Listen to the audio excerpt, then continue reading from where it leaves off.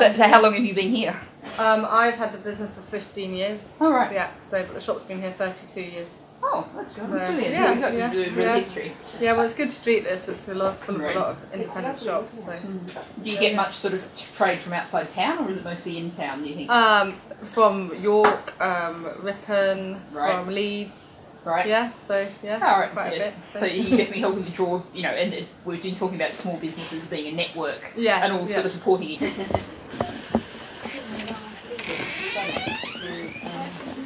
Natalie here. Hi, nice to meet you. Sorry, you look like you're very busy there, but what time do you close? Are you packing up time? 5 o'clock. Oh, right, okay.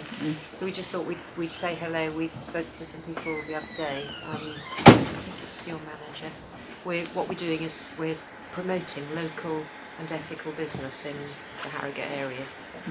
Yeah, no, exactly, and I think it's really critically important we get the message out that people need to register to vote. And we've seen a real fall off in registration, particularly with young people, since they've changed the system. And I think there's a real risk that we could see in this election that if the election really sort of catches fire and people get excited about it in the last few weeks, that lots of people could turn up at the polling station and discover they can't vote because they're not registered. Well, I run a soup kitchen every Sunday, right. Homeless and Vulnerable, Yep. and have done for the past year.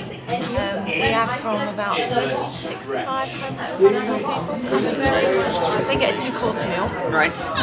It's run purely on donations and volunteers. So I tend to put a wish list out each week, and then we get various donations, right, yep. volunteers, and to also fund it we do various fundraising events, etc. Thank you very much for coming along on a cold winter's evening. Perhaps to begin with a little bit about me, so you don't have to sit there wondering. The accent comes from Australia originally. And one of the things that makes me quite unusual in politics is that my first degree was actually a science degree, relating to what we were just talking about in terms of education. My first degree was agricultural science. And when you put the Australianness and the ag science together, you get the fact that I'm probably the only British political leader who knows how to shear a sheep. And that's one of the things that the British media has been most interested in about me, which possibly tells you more about the British media than it does about me, actually. But it's lovely to be here, and I'm sure there are many members in this audience who are part of what's known as the Green Surge. And yes, that is the hashtag. Green Party membership is about 53,500 last time I looked, and that's just in England and Wales. That's significantly above the levels of both UKIP and the Lib Dems. And actually a journalist today told me since the start of the year we're up 214%. That's her figure, but I assume it's right.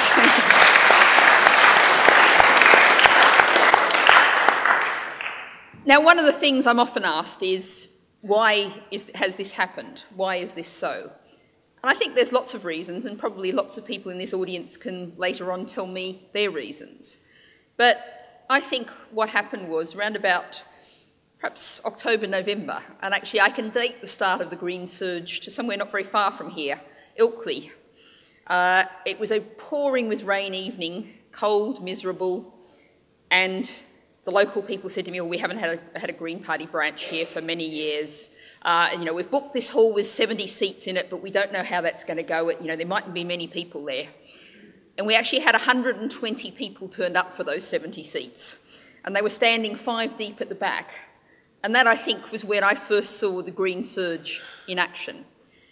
And what people are telling me is that there's all kind of different reasons, but partly they've thought, it's 6 months to go to the election, how am I going to vote, how am I going to be an activist, how am I going to get involved in this election?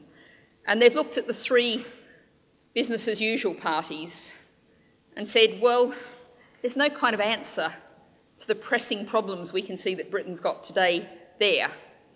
And they've heard what the Green Party's had to say, which I think George Monbiot in The Guardian saying, thank you George, vote Green, that we are the party of hope. We're the party that's offering real change, real alternatives. And I think that's really the kind of key to the Green Surge. But I talked about the state of Britain today, and I think it's worth focusing on that for a second. And really, we're facing 3 interlinked crises. We've got an economic crisis, the continuing economic crisis. We're still talking in 2015 about how we've really got to deal with this problem of the too big to fail banks.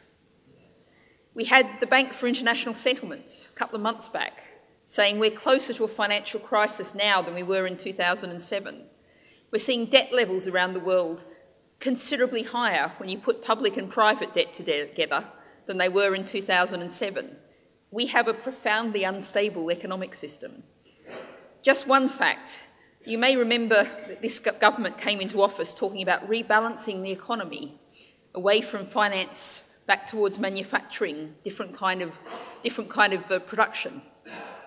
You don't really hear them saying that anymore because they haven't done that. And we're rightly worried about the level of our national debt, which is around about 100% of annual GDP. But the debt of our financial sector is 1,700% of annual GDP. We have this massive, out-of-control, still fraud-ridden financial sector that's just way too big. So that's one side of our economic crisis. And then we've got the social crisis. And today I visited the Harrogate District Food Bank. And the story I heard there is the same story that I hear from around the country. Demand growing, new areas of need that they're going to have to try and meet. And we were talking today particularly about meeting the need in rural areas. Because, as Sian was talking about bus fares and the problems with buses, if you're desperate for food, your budget is in crisis, an £8 return bus fare to the food bank isn't really a possibility. And we had in Britain, the world's 6th richest economy last year, 1 million people relied on food banks to feed themselves, relying on charity because of two main reasons. And some of those people were some of the other people that our society is entirely failing. The 1 in 5 workers who's on less than a living wage. So people can be working full time, but they don't earn enough money to live on. And of course, some of those people, many of the same people, are on 0 hours contracts. You get to the start of the week, you don't know at the end of the week whether you're going to earn £0, £200, whether you're going to be able to buy food, pay the rent. Total state of uncertainty, a state of fear. And actually Shelter, the NGO and campaigning NGO, produced some figures in January that were, I thought, truly shocking.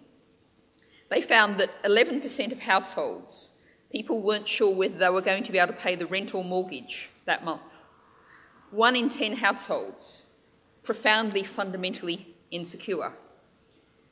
And then, of course, we've got the environmental crisis. And climate change, I kind of doubt that I really need to tell too many people in this room about climate change.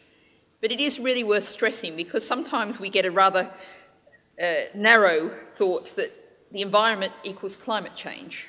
But it's worth looking at some of the other issues, pressing issues that we've got too. And one of them is just basically the way we're trashing the natural world. And the World Wildlife Fund a couple of months ago produced some figures.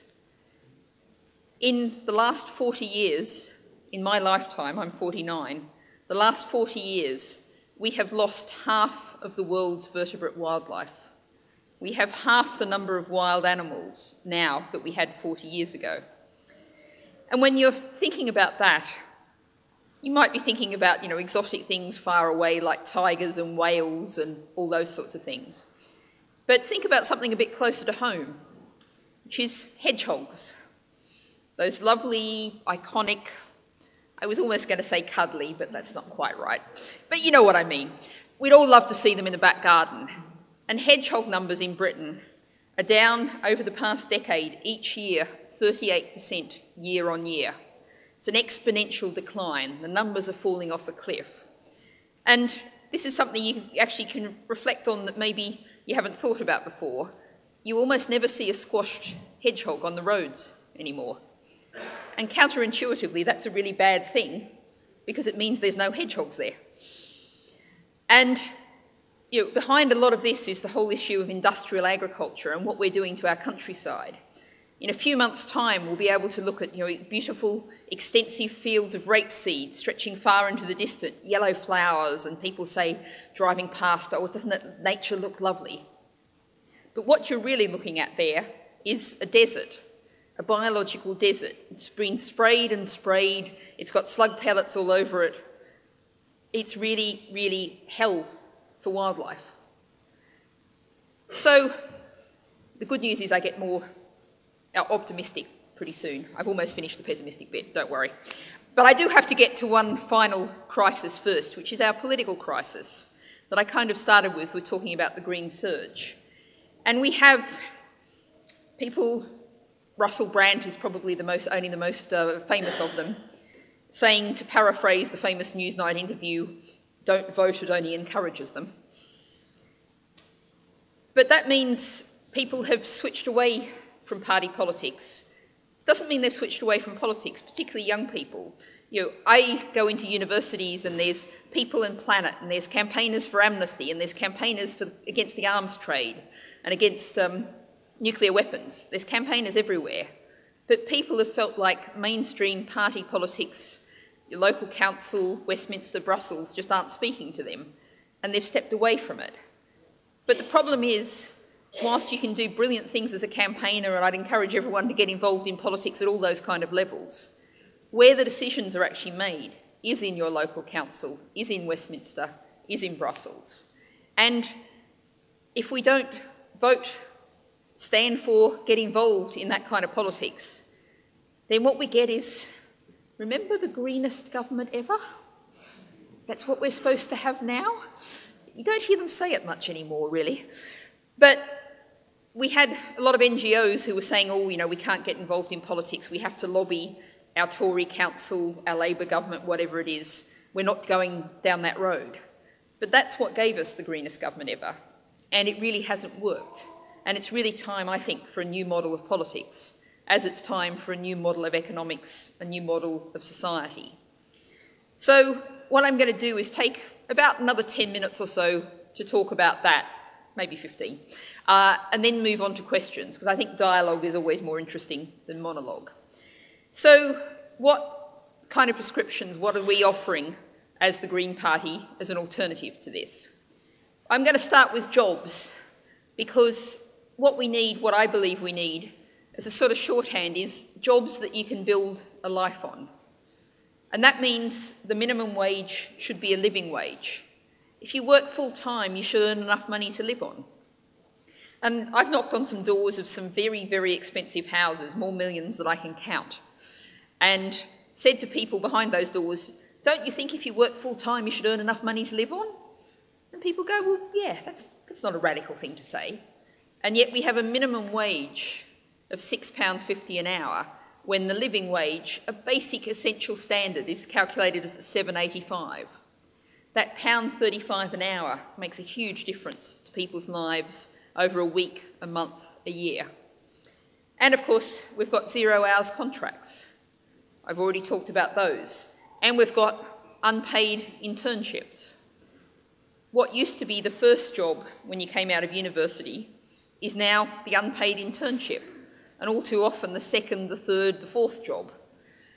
And actually, when I used to be editor of The Guardian Weekly, the international edition of The Guardian, and it used to horrify me then that I'd actually have young people, and very often they had the 2-1 degree, the masters, 2 or 3 languages, they'd done 2 or 3 unpaid internships, and they were coming begging to work for me for nothing. And that's just not right. We're not giving our young people the opportunities. We're not giving them the paid jobs. And of course, to be able to go through that cycle and eventually hope somewhere along the way to land a job, you've got to have something financial behind you, which means large numbers of people can't even take that path. And that's something that I think we're really seeing some progress on. I had a meeting a week or so back with Intern Aware, which is the campaign that's just focusing on that issue. And they're really seeing some progress, embarrassing particularly big multinational companies, and really setting out the principle that if it looks like a job, it's got rules like a job, it should be paid like a job. And we don't actually need any legal changes to this. What we need is a government that enforces minimum pay legislation. So that's one thing we need, is jobs that you can build a life on. The next thing we need is a genuine welfare safety net. And I want to say very loudly and clearly about benefits and stand up against the strivers versus skivers rhetoric, that we should be giving benefits gladly. If we are a decent, humane society, we should make benefits to a decent level available to everyone who needs them. No ifs, no buts, no making people feel like this is charity, humiliating them.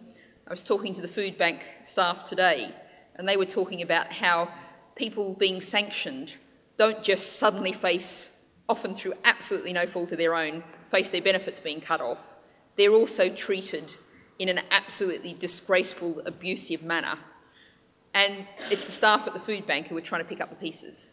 And we should say, that's not right, that's not what we want. We defend benefits as a decent society.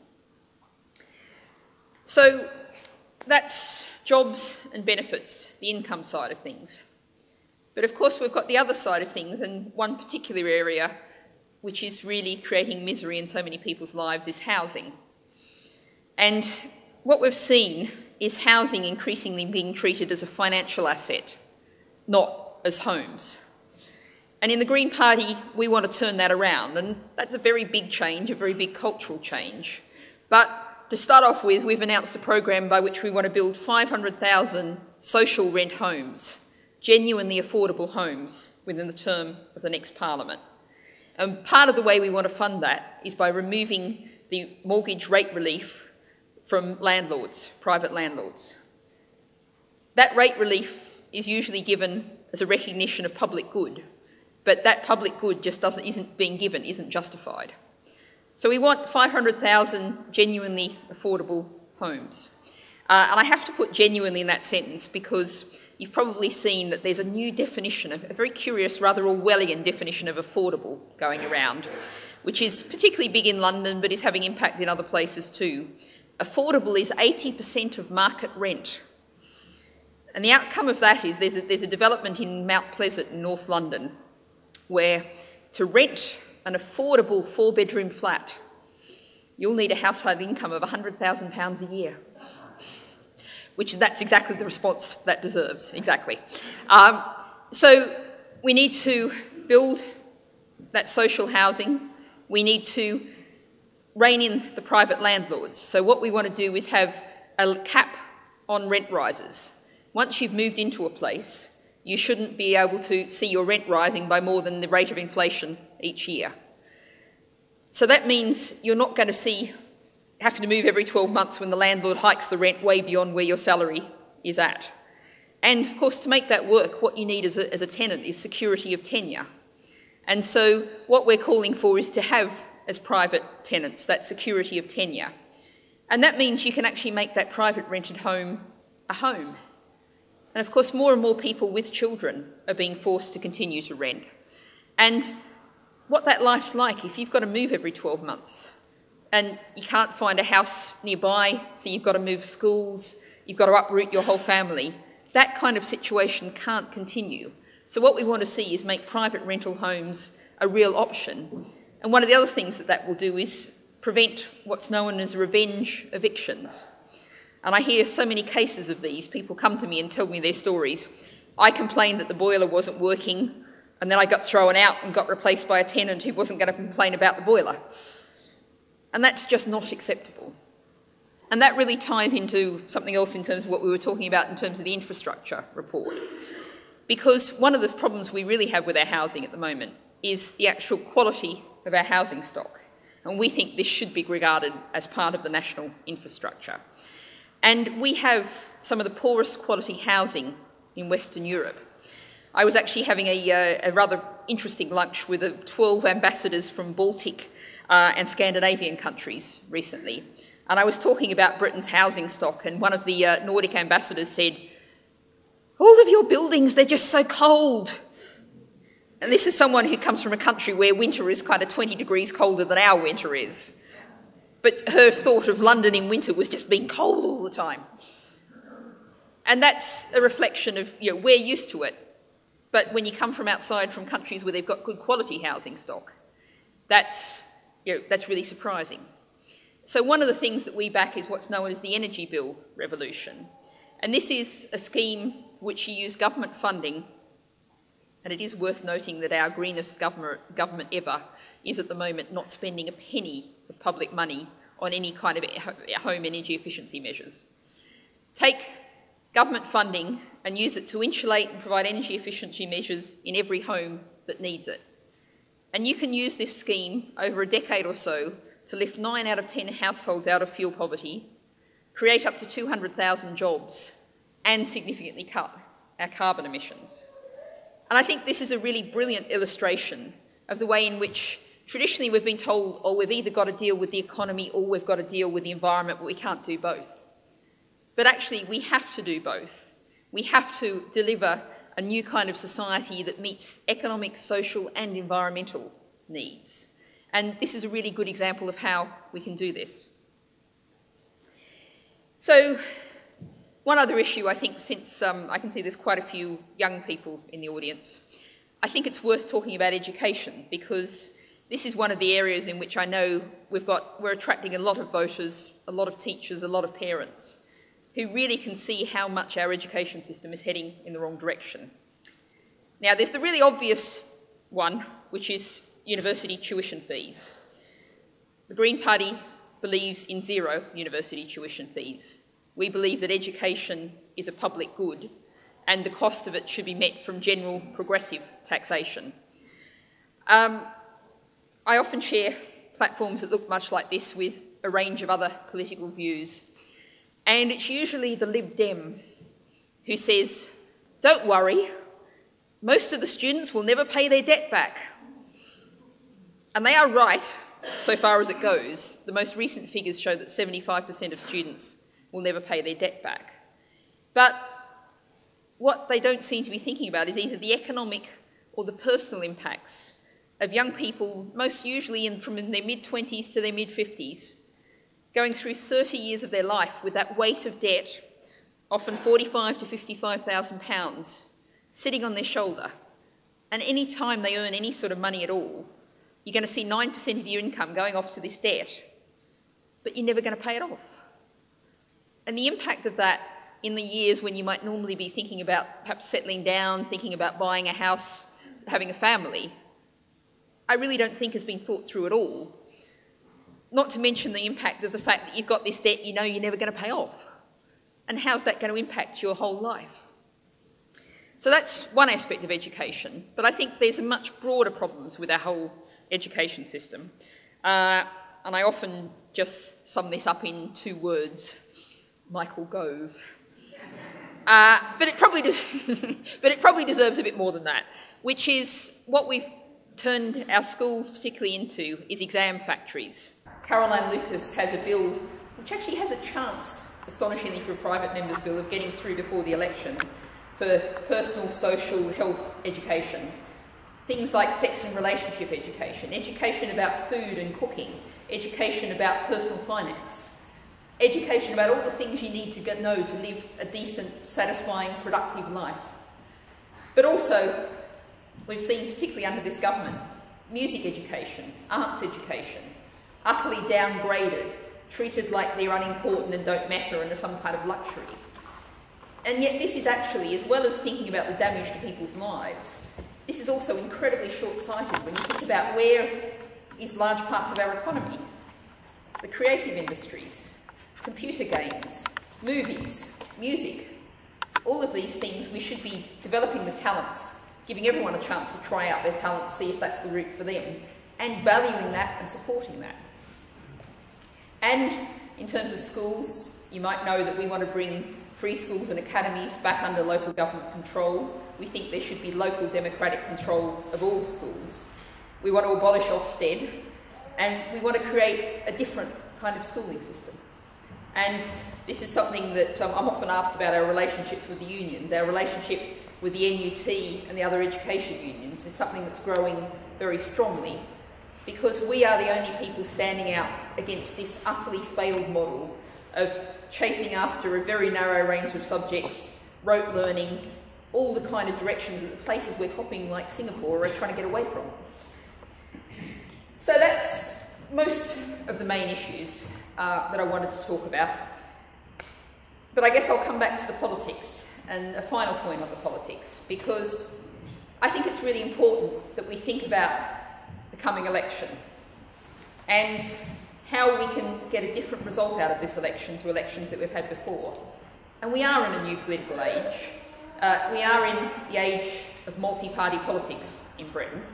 You will be seeing, I think, almost certainly, me together with 6 other people up on the platform for 2 of the election debates on the telly. One of the nice things about that as an old feminist is that 3 of those 7 people will be women, and I think that's a very different look to politics than we've ever seen in Britain before. But you'll be hearing different voices, and voices talking about how austerity as a model has utterly failed. That what austerity has meant is that we're making the poor, the disadvantaged and the young pay for the errors and fraud of the bankers. And an alternative view to austerity, which says that to pay for the essential public services we all need, we need to make multinational companies and rich individuals pay their way in taxes and pay their way in paying their staff decently. So you'll be hearing all of those things, but you'll also be hearing other voices, old voices. It's a 2-horse race here. You know, those election leaflets with lots of very bad pictures of racehorses on them. You'll be being told, perhaps not quite in these terms, but you'll be being told that you have to vote for us even if you dislike us the second most, so that you can stop those people we really hate getting elected. But that's actually what's given us the kind of politics we have now. It's given us the politics where particularly the 2 largest parties have chased after the swing voters in the swing seats and ignored everyone else. 2 largest parties where their rhetoric might sound a bit different, but when you actually look at their policies, you can hardly get a cigarette paper between them. And so my suggestion for this election is to say it's in your hands as voters. You can achieve an entirely different kind of result in this election. You could even achieve a peaceful political revolution in this election. Obviously, I'd like you to vote Green, but more than that, what I'd urge you to simply do is vote in your constituency for the person, party or policies you feel best represent you. Come along to meetings like this, to hustings if you can, look at the websites, look at the YouTube videos, research the policies and decide that's what best represents me and I'm going to vote for that. And if people do that, and the Scots have very much shown us the way with this, they had a referendum where they had an 85% turnout and young people voting in almost the same proportion as the over 60s. And if we can get people engaged in this election, make sure people are registered to vote in this election, we can deliver a new kind of politics to Britain. And that's what I think we have to do, because we've had 3.5 decades or so of dominance of, whether you want to call it neoliberalism, neo-Thatcherism, neo-Reaganism on the world stage. A kind of philosophy that said that greed is good, it doesn't matter if the rich keep getting richer, and we can keep trashing this planet. And that philosophy, that way of looking at politics is clearly dead. And it's time for something new. It's in your hands as voters to deliver that something new. Thank you very much. We'll take 3 questions that you might have and go from there. Okay, so anyone like to... We've got one here. Louis?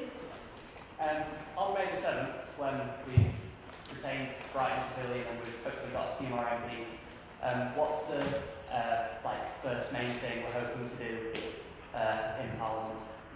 Okay, Brighton Pavilion, and what's the first thing? And somebody down here, yes? I've heard you say a number of times that you're opposed to 0-hour contracts, and I'd just like to know what concretely you would like to do to bring about a ban on them. Okay, that was 0-hour contracts and what the Greens would do to ban them. Somebody at the back there? Yes, I'd like to know what you think about the new sustainable development goals and the opportunity that they present. Thank you. Sustainability goals and the opportunity they present. So those three, and then we'll move on to the next three. Thank you. Okay. I'll start off by answering the first thing question by saying there is some kind of chance that we'll have some sort of balance of power situation. If that's the case, first of all, we will not in any way at all prop up any kind of Tory government. That's step one. Step two is if we're in a situation to potentially keep in power, give stability to a Labour or Labour-led coalition minority government, we'd be looking at doing that on a vote-by-vote basis rather than forming a coalition. So unlike the Lib Dems, we wouldn't be getting any ministerial cars, but we'd retain the right to vote on any subject at all. To take, for example, tuition fees, according to our conscience, our manifesto, and what we said. And in terms of what we'd be fighting for on that, you know, it would be likely that we'd be in a balance of power situation with other parties at all. You might know that we had a joint press conference with the SNP and Plaid Cymru. We identified two of the very priority areas is trident nuclear weapons, replacement thereof, and anti-austerity. First of all, on trident, I kind of think probably most people in this room will know that over the lifetime of a trident replacement it would cost £100 billion. But actually I would like to go back to something more basic than that, which is you can have a lot of fun with £100 billion, how you'd spend it instead schools, hospitals, railways. But actually I want to go back to the basic question of, can you imagine the circumstances in which a sane British Prime Minister would press the nuclear button? And I very much hope that no one in this room, and indeed no British Prime Minister, could. In which case, why do we have these hideous weapons of mass destruction? Why don't we take a big, bold, global diplomatic step by backing the calls for a ban on nuclear weapons, which are growing in force, and saying, we're getting rid of our nuclear weapons, let's move on, and then we can have fun with £100 billion. And the other key thing that we'd be looking at is the anti-austerity. And I've sort of got a whole huge list of things, but where I'd start with is particularly the way in which this government has absolutely hideously hit disabled people. And that means the end of the Independent Living Fund, the 20% cut to disability living allowance, which is now personal independence payments, which somehow mysteriously means that we have 20% less disability in the country, even though it's simply not true. And, of course, the bedroom tax. Also look at how this government's changes to benefits have hit sole parents, which have been heavily affected. And then look at public sector pay, and in terms of how cuts to public sector pay in real terms have been had massive impact on lots of our key workers. So that's where I start in terms of day one. 0 hours contracts. What we want to do is, I mean, I like the rules in Germany. We have to look at precisely what rules we introduce. But in Germany, once you've got a contract, you can't have more than a quarter of your hours being variable. So that retains some kind of, flexibility for the business. In the busy summer period, you get more hours or something like that. But you've also got a guaranteed decent share of your income is actually guaranteed. And I think that kind of balance is a sensible balance. And one of the other things is, I used to be a genuinely casual worker when I first came to London on a series of newspapers. And that was genuinely casual, which was different to 0 hours because I wasn't tied into any one employer. Anyone could ring me up and say, do you want to work next Tuesday? And if I was free, I said yes, and if I wasn't, I said no, and there was no penalty for that. So that's not a 0 hours contract, that's genuine casualing, which is different. But the 0 hours contracts that, most extreme example, I was at Oxford University and a guy was telling me about his friend who'd left the previous year. And, Oxford University, pretty privileged kind of background, you'd think you'd get a decent job. But his friend was getting a phone call at 6 o'clock every morning. He had to be up and ready to go, and then he found out if he had any work that day.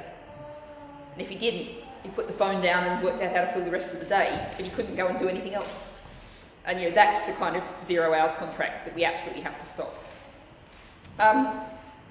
Sustainable development goals. That ties in a whole range of areas, and I guess a good place to start perhaps is development aid.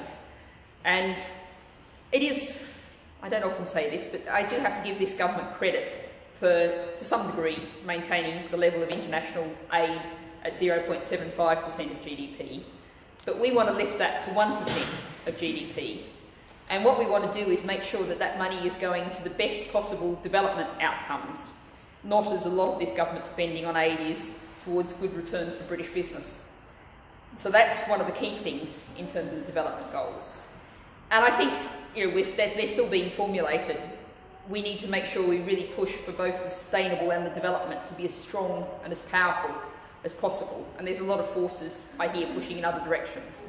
So we need to be really ambitious for the globe. And, you know, I focus a lot on Britain because goodness knows we've got enough to do here.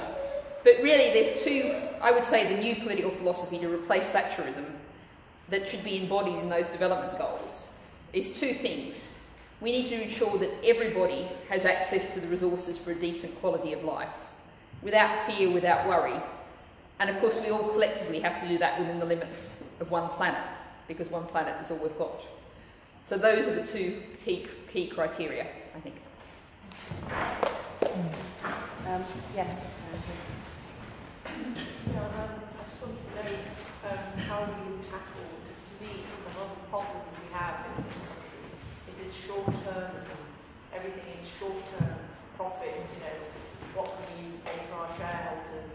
So they don't think long-term. And so I think coming back to infrastructure, if we had a more long-term view, we could have all this joined-up transport system and industry. I mean, you know, how would you go about that? Okay, short-termism, basically. Short-termism. Okay, yes. Yeah, I entirely agree about what you said about making the rich pay more in tax and so forth. But they seem to be very good at not paying tax. So how would you clamp down on tax evasion, tax avoidance, etc.? How would we clamp down on tax evasion, tax avoidance? Okay, woman this time, please. Yes. Well, mine is very similar to that. A lot of politicians want to be upfront about their taxation policies, but all these policies will need funding. We've got to be upfront and say, you know, the rich need to pay more taxes, and that friend here says, how do you implement that? Because there's a lot of resistance. Thank you. Okay. Well, to start off with, in terms of being upfront, we had in 2010 a fully costed election manifesto, and we will have released in late March a fully costed election manifesto for this election. So you'll actually be able to go through the numbers and see where the money's coming from. And we've already announced some of this, one of which is a wealth tax. So if you're worth more than £3 million, so this is wealth, not income, if you're worth more than £3 million, we'll be levying a wealth tax of 1 or 2%. We'll finalise that in the manifesto each year.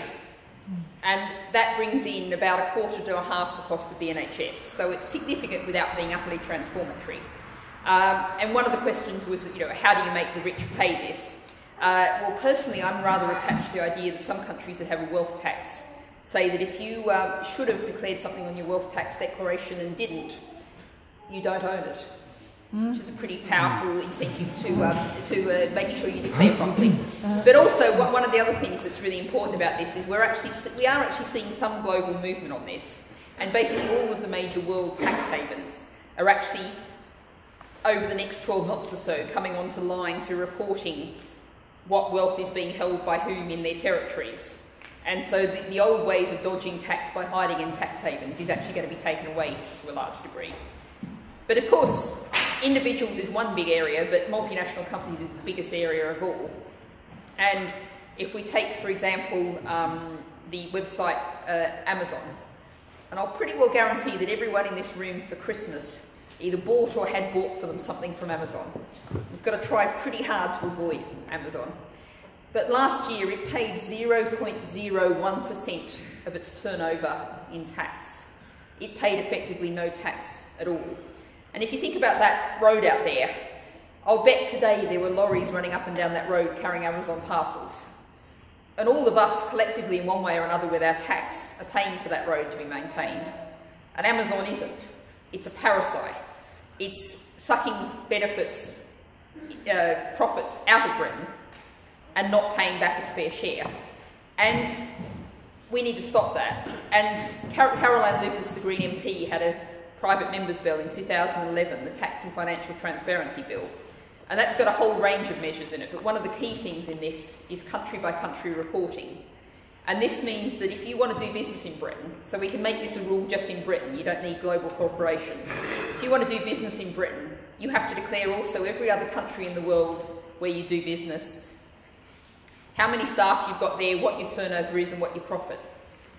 So if, for example, you're a certain coffee chain that serves what I consider to be really lousy tasting coffee, you know who I mean,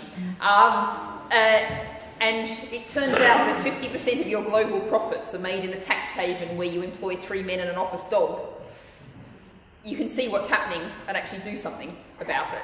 So those are two of the key elements in terms of taxation, and we'll be spelling this out entirely. And it's worth saying that in our 2010 election manifesto, we had significant tax raises in some areas, and one of the things that we'll be announcing in due course is what the top rate of tax that we'll be suggesting is, and I think it'll be higher than 50p, and it will come in at earnings over £100,000. But in our manifesto in 2010, 94% of people were better off under our tax regime. It was the richest 6% who were paying more, and we'll end up with about the same proportions this time. Because the fact is, and it's worth saying particularly about the wealth tax, that this isn't actually punitive. It's not a punishment for being rich. It's an acknowledgement of the fact that if you're wealthy, your wealth didn't come from some individual spark of brilliance in you. If you stick Bill Gates on a desert island, he's not going to make any money at all. What you need to make money is customers and workers, the whole infrastructure of society. And it's fair that you should pay back some of the wealth you've got from that society. And also, although we might sometimes find it hard to believe, the wealthy are actually people too. And if they get really ill, they'll probably end up in an NHS hospital. If they are, you know, they need policing, they need roads, they need a whole lot of other infrastructure. And they'll benefit also if we have a better public infrastructure. And they should make their fair contribution to that. Let me see, short-termism. This is actually one of the big challenges that I've been thinking a lot about, and I don't know that I have any total answers to it. There's a really excellent book on this that I'd recommend by a guy called Stein Ringen, Nation of Devils. And he actually talks about how, he's Norwegian originally, how Norway made its pension policy. And it actually started off with a white paper or a green paper or something saying, does everyone agree there's a problem? And they consulted with industry, experts, unions, and everyone agreed. And they had a cycle of papers where they considered what the problems were and how to solve them. And that went on for 10 years, over 3 different governments of different political hues, all of them coalitions. And at the end, they arrived at a consensus about what the new pension policy should be. And I'd invite you to contrast that to remember the budget and the annuities, and George Osborne, total surprise of the budget right at the end, pulls this rabbit out of the hat and goes, you're not going to have to buy an annuity anymore. And for the next 3 days, the whole industry runs around going, what does this mean? How's this going to work? What's it all mean? And that's our current decision-making procedures versus the kind of direction we need to go in. I think 10 years is a bit long, actually. I think you can do it in somewhat less than that. But I think, you know, what you need to do is actually, and this is something the Green Party tries to do in its internal procedures, is jointly identify the problems, get people to agree what those problems are, and then look for solutions. And I was actually talking to someone who's in the green building field, and he was talking about how a few decisions have been made by getting together the industry, NGOs, campaigners, unions, and saying, right, you're all the experts in this field, sit you down in the room for a day with all the knowledge you need, and work out how do we tackle this problem. And the challenge to this room is to tell the minister one solution that you've all agreed on. Come to a consensus. And that is the kind of direction we need to go in, is actually bring together different forces, different ideas, different way of doing things, and say to them, we need to find a way forward, what is it? And how is it the decision that will last for 5, 10, 15, 20 years, not for 5 minutes? And that's a big challenge in our media world, in our political world, but it's where we desperately need to go. Because if you look, for example, particularly at this government with energy policy, and it's just leapt all over the place, and industries have come and gone, you know, suddenly solar fitting is up, and then the government changed the rules and the industry disappears almost overnight. And then insulation is up, and then that disappears. And we just can't keep going like that. We need a much more stable framework. And we need to really look at consensus decision making rather than the minister having a brainwave, putting it in the paper, and then his civil servants working out how to do it later.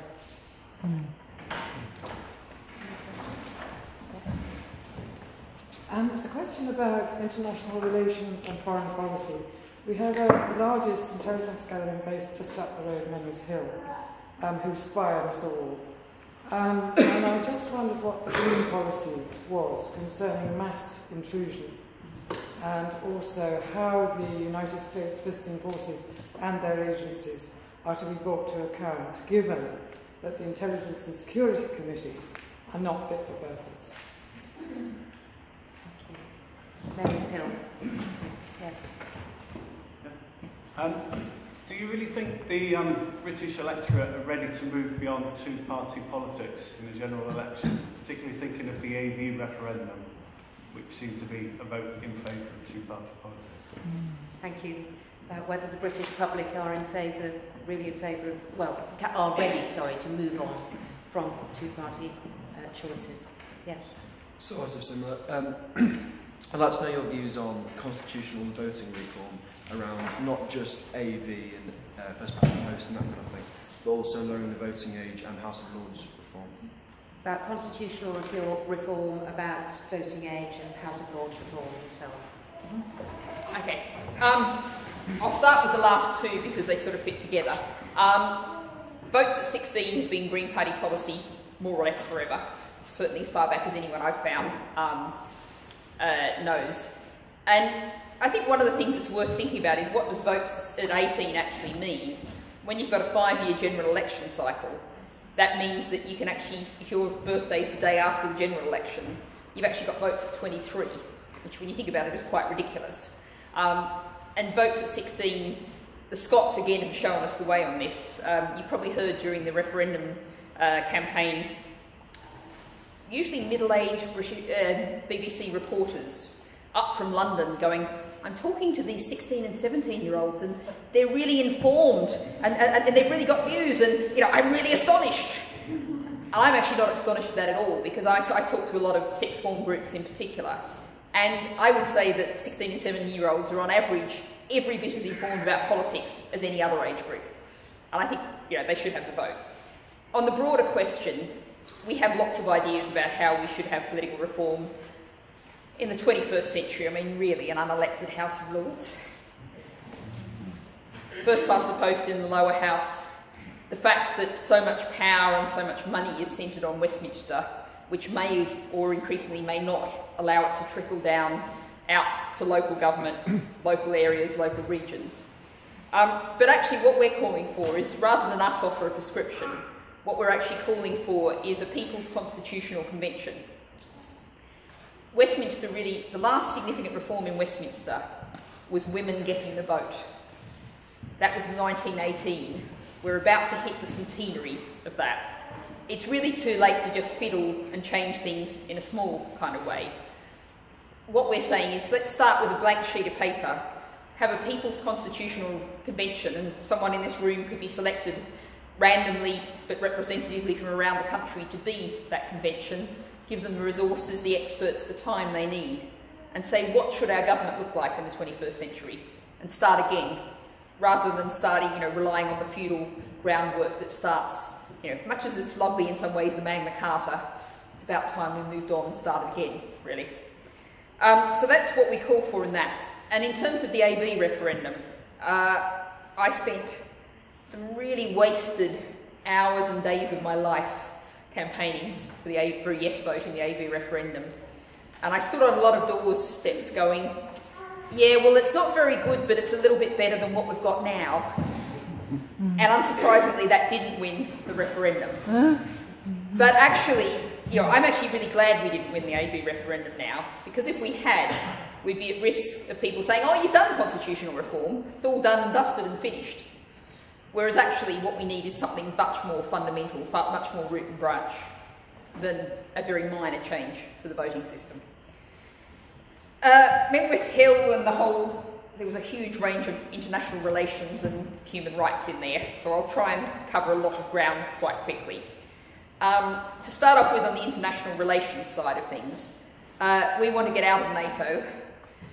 We want to change Britain's position in the world from the Iraq and Afghan wars, being the world's policeman, being America's ally in wherever we go, to actually going back to some of that history and indeed the Magna Carta. Britain has a proud history of human rights development, of ideas, development of laws, a proud history that we could build on and be an honest international broker actually out there in the world defending human rights. It's a massive turnaround from where we are now, and it means an issue I'm particularly passionate about, relationships with nations like Saudi Arabia. Let's stop subsidising the arms trade with them and start seriously talking to them about human rights instead. So that's in terms of international relations and our place in the world. In terms of spying and the whole digital rights area,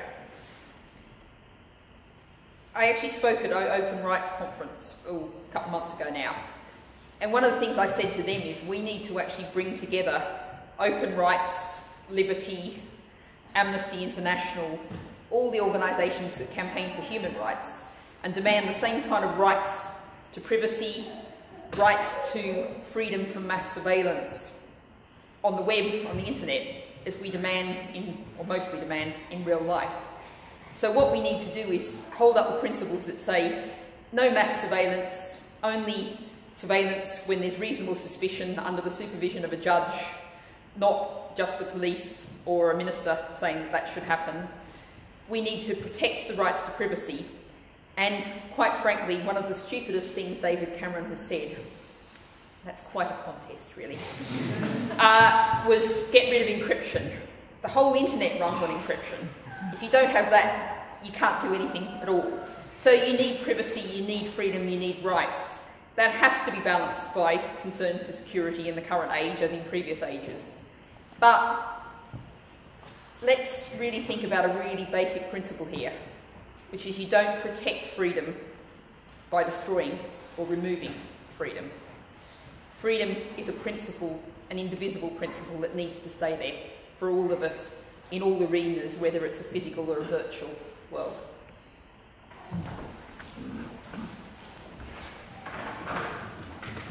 Can you tell me what you mean about TTIP? Because many people have heard of it, know what it is and understand what it is and what implications it has for national health and all these TTIP, TTIP, the Transatlantic Trade Investment Partnership, a whole lot of huge implications, terrifying implications. Thank you for that question. It really, we do need to talk about that. Yes? Europe, please. Yep. That's really an economical question. Well done. And how do you think political parties should raise their funding? how should political parties raise their funding? Yeah, thank you.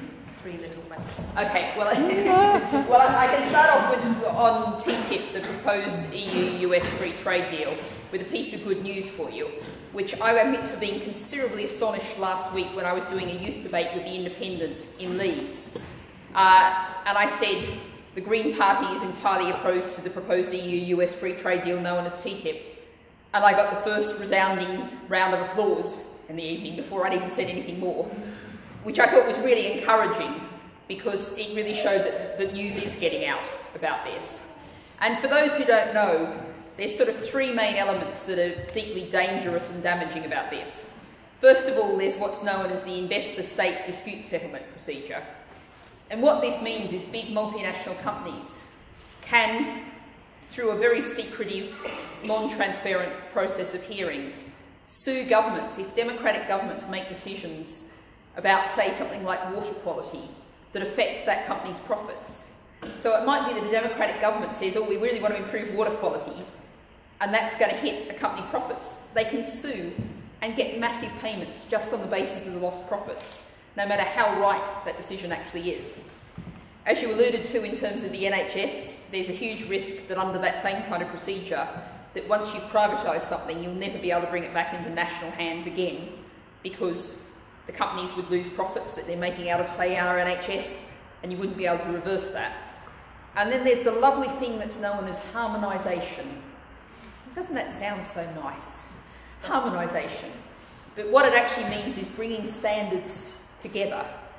And to take one example of the standards, in America, their factory farming is so bad that their chicken carcasses are regularly washed in bleach. That's the only way you get the bacterial load down far enough to make them edible. That's illegal in Europe, and I'd quite like to keep it that way.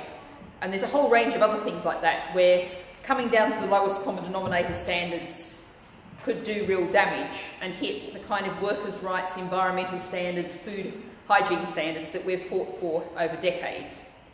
And one of the other interesting things about this that's less well known is that actually there's some push to include financial services in TTIP. And there's a strong push against this from the American financial sector, because they don't want our lousy, laissez-faire, let anything go kind of standards that we've got in the City of London imported into America. So that's TTIP. Europe, the short answer to this, and it's easy to remember, is 3 yeses. We say yes to a referendum. We wouldn't necessarily put it on the table, but now it's there. We believe in democracy. We trust the people. We think you have to be more than age more than 57 to have had a chance to vote on Europe. So we're happy to support a referendum. We would be campaigning in that referendum to remain in Europe, because we think, talking about issues of war and peace, Europe has an important role in that. And also there are certain decisions that should be made at the right kind of level. And one of the things that I spent 6 months or so back, I spent a lot of time defending, was the European Bathing Water Directive. And it makes sense to make rules for that kind of thing at a European level, because if we dump, let me be polite, if we dump stuff into the channel on our side of the channel, some of it will end up in France, and vice versa. And it makes sense to have rules across the continent for things like that. But we also want, very much the third yes, a reformed Europe.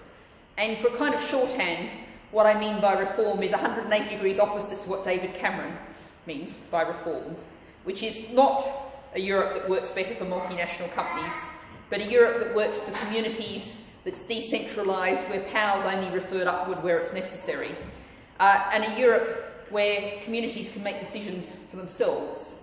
And it's good for small businesses, local, I can't really use localism anymore, Pickles has kind of destroyed it. Good for local communities. Yes? Would you care to comment on the issue of replacing and renewing our ability to generate electricity over the next 20 years or so? Thank you. Electricity.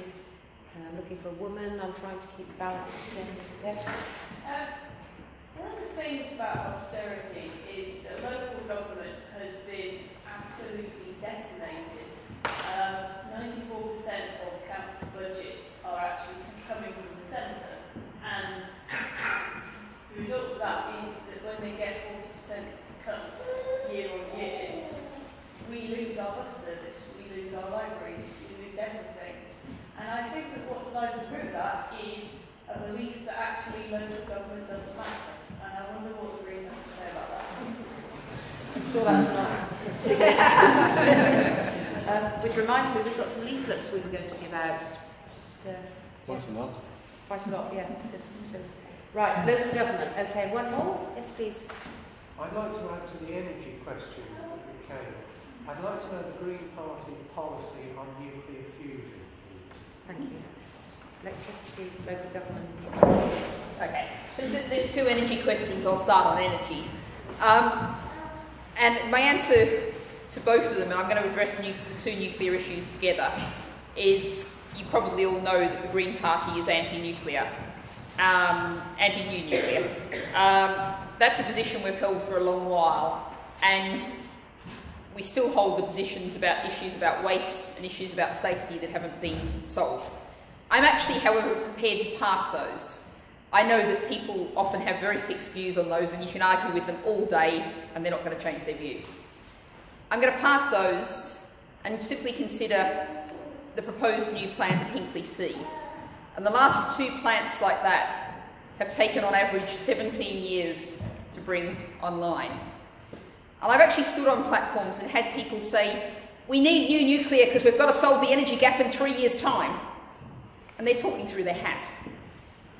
New nuclear is simply too slow to meet either our coming energy gap or to meet our need to drastically cut our carbon emissions. And that... You ask about fusion, not fission. Yeah, well, fusion has been 20 or 30 years away for at least 20 or 30 years. It's not a developed technology, it's not a technology that's working. And what we need to do, and this is my positive answer to the question about where does the energy come from, is it has to come from renewables.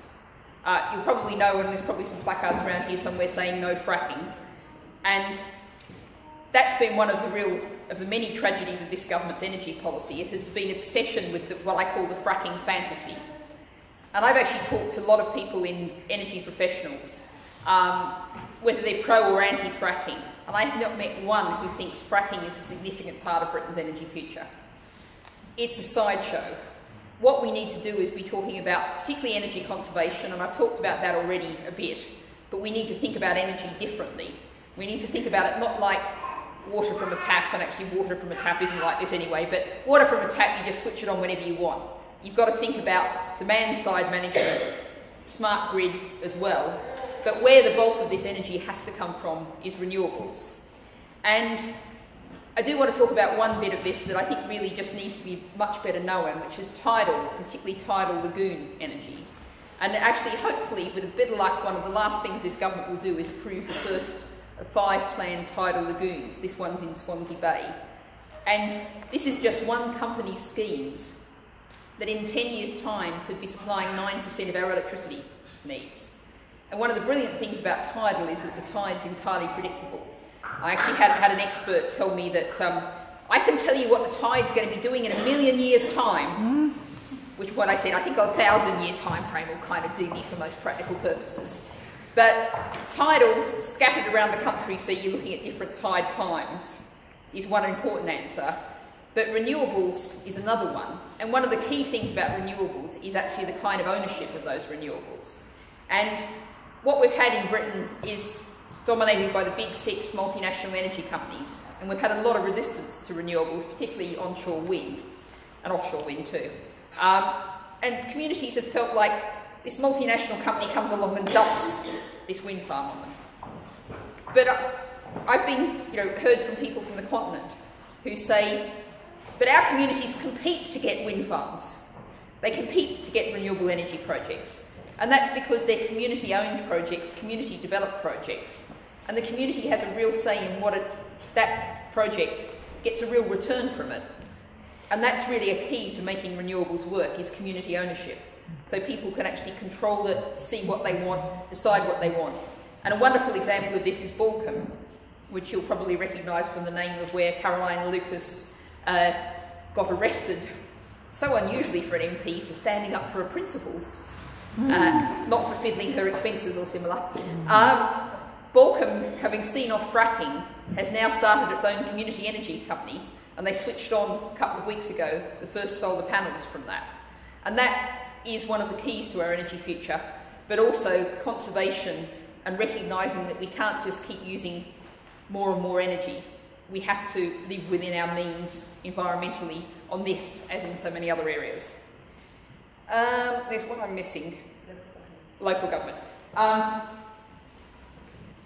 Continuing on really from the constitutional reform point, if you look at the first part of the Green Party policies on government, they say power should rest and start locally and only be referred upwards when necessary. As I said, with Europe and the Bathing Water Directive, there are some things we need to make at a continental level. If we're looking at carbon emissions around the globe, we need to make a decision on that at a global level. But as many decisions as possible should be made locally by the people affected. And one of the key things in terms of our current situation in Britain is that the money has to rest locally, start locally, so the local power structures are guaranteed the resources to deliver. and what they're supposed to have the power over. So we'd start at the bottom and move up only where necessary, the reverse of what we've got now. I see the time, it's 10 to 9, we're finishing, we have to go at 9, so we haven't long. Now, we actually have asked Dr. Rory O'Connor, who's a consultant in public health medicine, to give us a few words about health, because that's a major issue for this election. I'm sure there are people with questions about that. Natalie's obviously got things to say about that as well. Is that all right, Rory, if you do a little bit down? So, something about health here, which...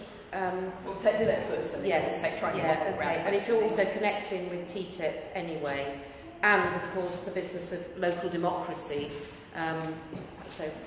Dr. Rory O'Connor. Thank you. Yes, I'm a consultant in public health in West Yorkshire and also in the Public Health England in York. Was just asked to say a few thoughts on the NHS and health. Two things that guide me as a public health consultant on health. One is how to achieve the best health for the population, most cost effective within the resources available. And secondly, how to reduce health inequalities. Just taking the second one, reducing health inequalities, the Marmot report talks a lot about how to give children a best start in life. The other bit of health inequalities is the top end. We've had a number of comments here about how to address the top end, and I would recommend Thomas Piketty, Capitalism in the 21st Century, as a text to look at addressing the top end. So health inequalities are really important, as Wilson and Pickett have shown, because that really, if you reduce the inequalities, you actually get better health for everyone overall. Going on to the actual, how do we get the best health within the resources available? Two key documents that I would reference are a report, surprisingly, written by a banker, Derek Wanless, back in 2002, and the recent report on the next 5-year plan for the NHS by Simon Stevens, the new Chief Executive of NHS England. Both of those see that the way forwards to address some of the key issues in the NHS are to address public health, the health and well-being of the population. If we don't address the bigger picture, we end up spending a lot of money needlessly within the healthcare sector. We've already had a number of discussion on some of the wider determinants, such as housing, transport, energy, all of which impact on health, because if I take the energy one, I'm currently looking at air quality, which has a greater impact on health than road traffic accidents. And if we sort out the energy policy correctly, we sort out air quality at the same time. Within the NHS, just taking one or two other things, PFI, we talked about finance, financing things in these ways which cost more, achieve nothing extra for the healthcare service other than give it an extra sort of mortgage, doesn't help anyone. Public health policies, at the 11th hour, this government is finally introducing standardised packaging for cigarettes. They've done absolutely nothing on minimum pricing for alcohol, a highly effective potential policy. They've done absolutely nothing on things like traffic lighting for food. And I think I'll just leave it there.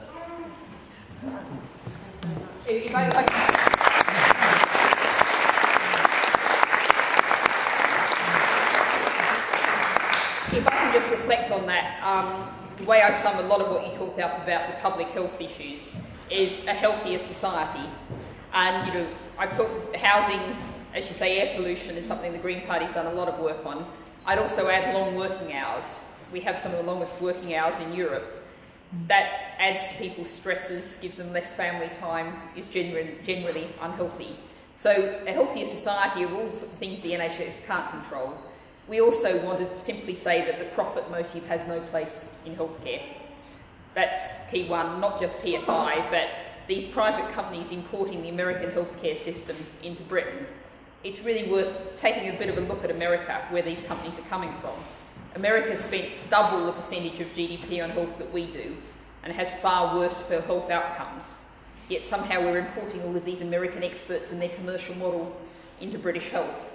And the other thing is the NHS reinstatement bill, which Professor Alison Pollock has put forward.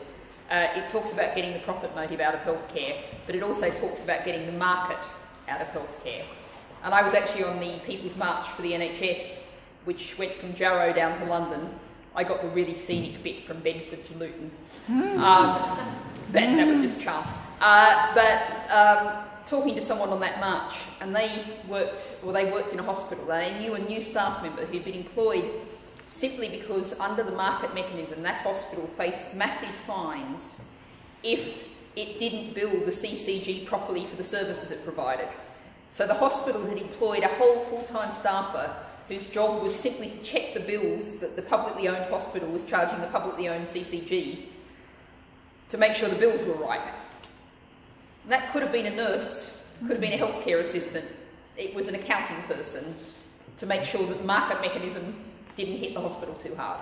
And that's the kind of madness of the structure now that has been there now for a couple of decades and that we need to get rid of.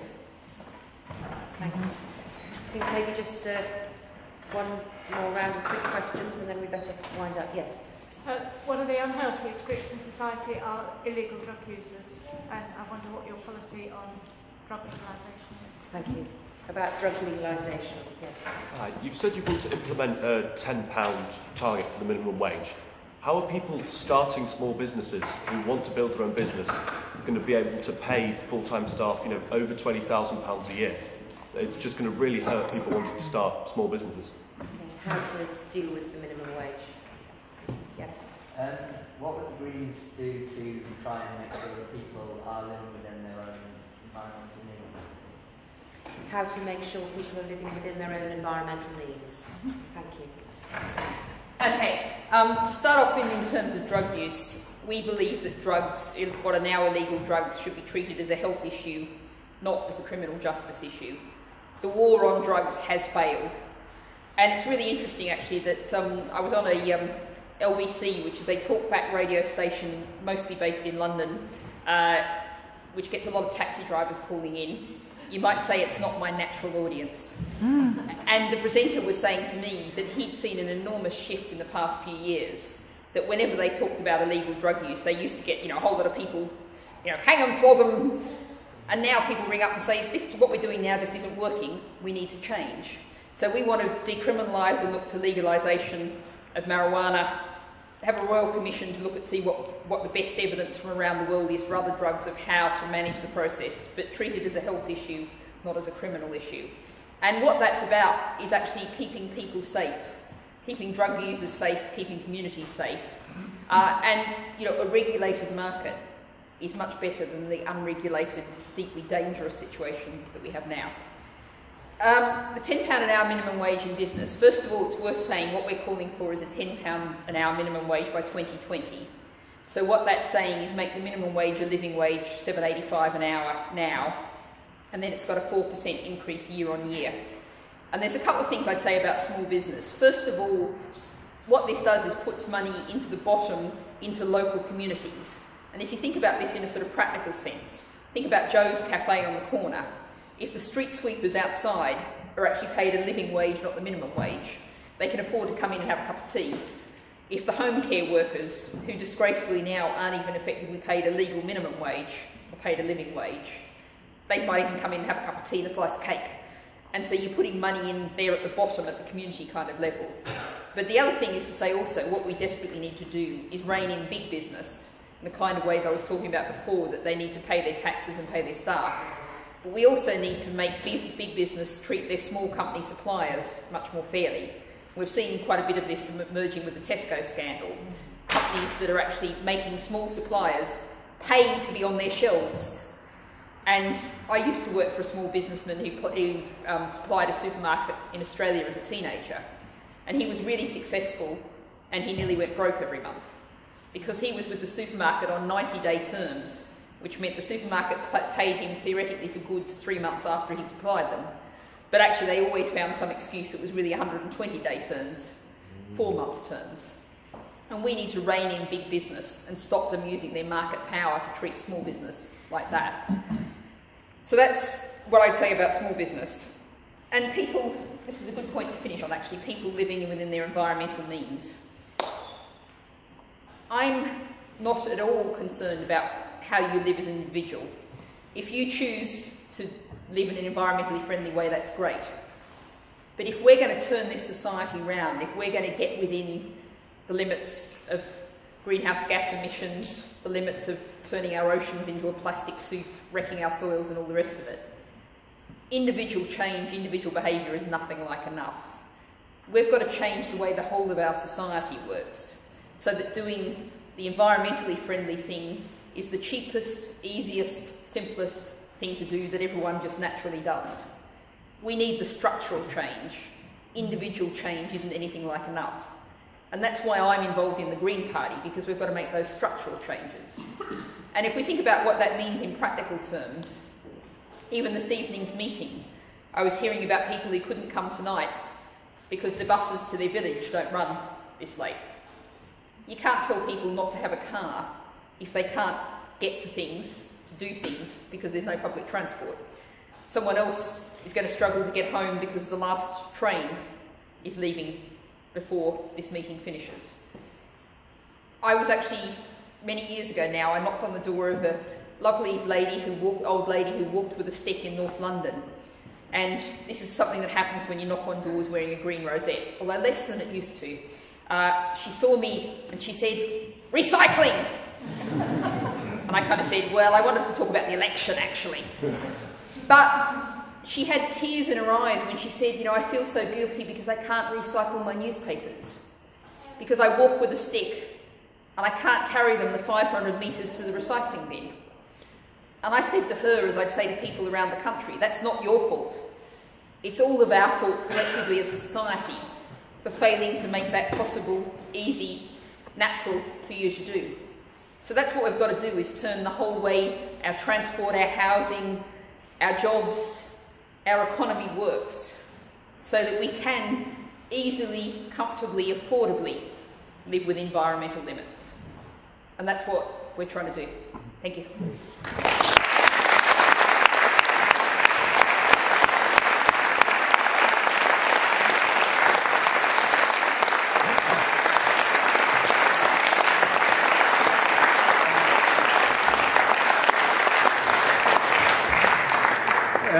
I'm chair of the local Green Party, Bill Rigby my name is, and I want to thank Natalie very much for giving us a whole day to support the cause here in Harrogate and promote the Green Party's campaign to win the next election. And with the help of yourselves, we want you to vote in your candidate, Sian Oakes, as the next Green MP here in Harrogate. Thank you very much.